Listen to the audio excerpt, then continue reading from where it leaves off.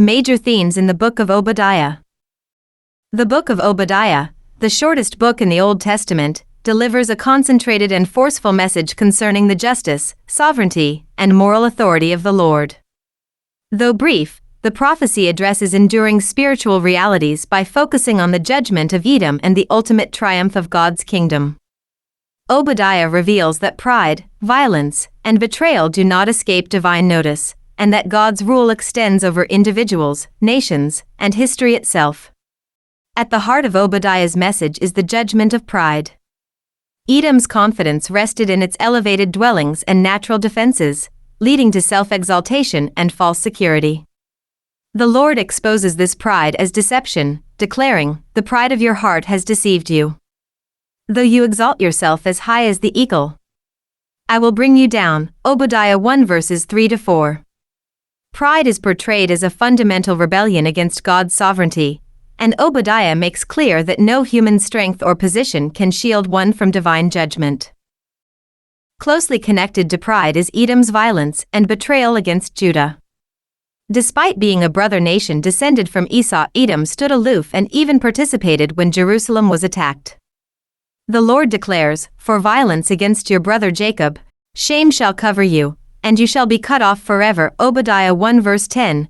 Obadiah emphasizes that God holds nations accountable not only for direct acts of violence but also for indifference and opportunism in the face of another's suffering. Failure to act righteously is itself an act of guilt. The prophecy further underscores the principle of divine retribution. Obadiah proclaims, "As you have done, it shall be done to you, your reprisal shall return upon your own head." Obadiah 1 verse 15. God's justice is measured and certain. Human actions are not forgotten, and wrongdoing ultimately recoils upon the one who commits it.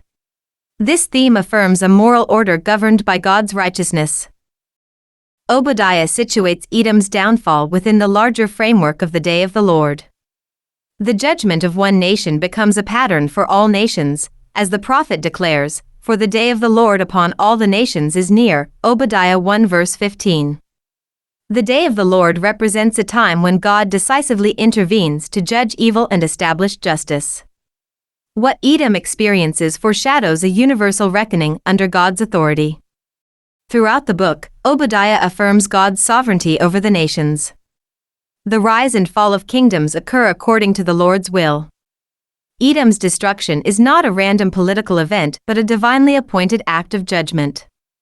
The concluding vision reinforces this truth: "Then the kingdom shall be the Lord's." Obadiah 1 verse 21. History moves toward the full manifestation of God's reign.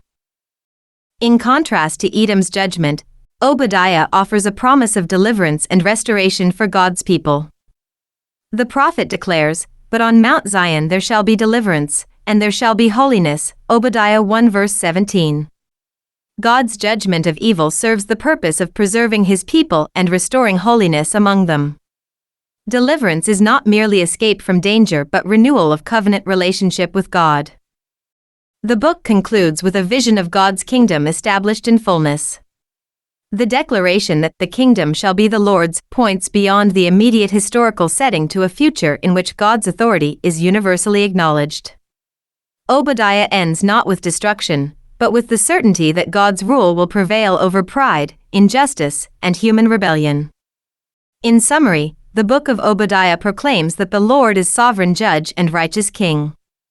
Pride leads to downfall, violence invites judgment, and betrayal brings lasting shame. Yet God remains faithful to His people, promising deliverance, holiness, and the ultimate triumph of His kingdom.